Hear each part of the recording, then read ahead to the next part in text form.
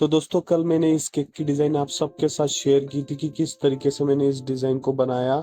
But मैंने इस design को बनाने के पहले और इसके ऊपर एक डिज़ाइन ट्राई की थी, तो उसका वीडियो मैं आप सबके साथ आज शेयर कर रहा हूँ। तो इस डिज़ाइन को बनाने के लिए मैंने सबसे पहले अपनी पाइपिंग बैग में 3 कलर्स के शेड्स बना लिए थे। जो पहला रेड कलर का था, उसके बाद में पिंक कलर था और उसके बाद में लाइट पिंक कलर का शेड था। तो केक की स्टार्टिंग पॉइंट देखकर तो आप समझ ही गए होंगे कि मैं कौन सी डिज़ाइन बनाने वाला था। जैसे कि ये केक मैं अपने घर के लिए ही बना रहा था, तो मैंने सोचा था कि इस टाइम मैं कुछ अच्छी डिज़ाइन बनाऊंगा। और मैंने बहुत दिनों से सोचा था कि मैं इस डिज़ाइन को ट्राई करूंगा, लेकिन पहले अपने घर के लिए ट्राई करूंगा, फिर अगर अच्छे से बनती है तो फिर मैं कस्टमर्स के लिए भी ट्राई करूंगा। तो अभी जो स्टार्टिंग स्टार्टिंग में मैंने इस डिज़ाइन को बनाने की शुरुआत की थी, तो मैं बहुत ही धीरे धीरे से इस केक की डिज़ाइन को बना रहा था। और डिज़ाइन बहुत ही अच्छे से बन भी रही थी। जिस तरीके से हम नेल स्टैंड पर डिज़ाइन बनाते हैं, उसी तरीके से ये फ्लावर भी बन रहा था टर्न टेबल पर। तो ये फ्लावर तो अच्छे से बन रहा था, बट मैंने इसमें जो शेड्स ऐड किए थे, जैसे कि मैंने रेड कलर ऐड किया था, उसके बाद में मैंने पिंक ऐड किया था और उसके बाद फिर मैंने लाइट पिंक ऐड किया था। यहाँ तक तो डिज़ाइन बहुत ही अच्छे से बन रही थी। और जैसा मैंने आपको बताया कि मेरे केक में 3 कलर्स के शेड्स भी आने वाले थे, बट जब मैं केक बनाने लगा तो उसके ऊपर शेड्स अच्छे से आ ही नहीं रहे थे। शायद ये भी एक वजह हो सकती है कि मैंने उस दिन अपने केक के डिज़ाइन चेंज करने की सोची। फिर उसके बाद में फिर से अपने पेटल्स को अच्छे से ड्रॉ करने लगा।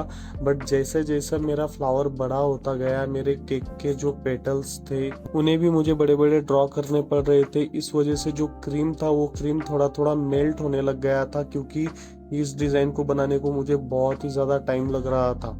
और इस डिज़ाइन को बनाते बनाते मेरे दिमाग में कुछ और ही चल रहा था कि मैं ये डिज़ाइन को बनाऊं या ना बनाऊं, बनाऊं या ना बनाऊं।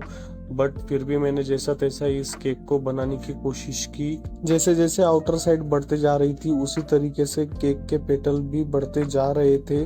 शायद ये भी एक गलती हो सकती है मेरी कि मुझे केक्स के जो पेटल्स है वो इतने बड़े बड़े नहीं बनाने चाहिए थे, छोटे छोटे, जैसे हम नॉर्मल नेल स्टैंड पर फ्लावर बनाते हैं तो उसी तरीके से मुझे छोटे छोटे पेटल्स बनाने चाहिए थे।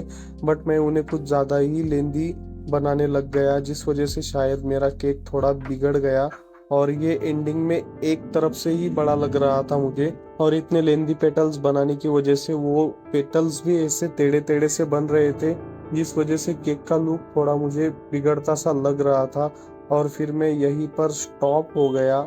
और फिर मैंने सोचा कि नहीं, अभी मुझे केक का डिज़ाइन चेंज ही कर देना चाहिए।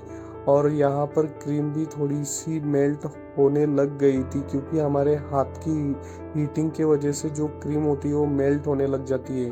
अगर मैं इतने बड़े बड़े पेटल्स नहीं ड्रॉ करता तो शायद ओवरऑल मेरे केक का लुक बहुत ही अच्छा आता, बट ये मेरी ही गलती थी। तो फिर इसलिए मैंने इस केक का डिज़ाइन चेंज करने की सोची और फिर मैंने कुछ इस तरीके का डिज़ाइन बनाया।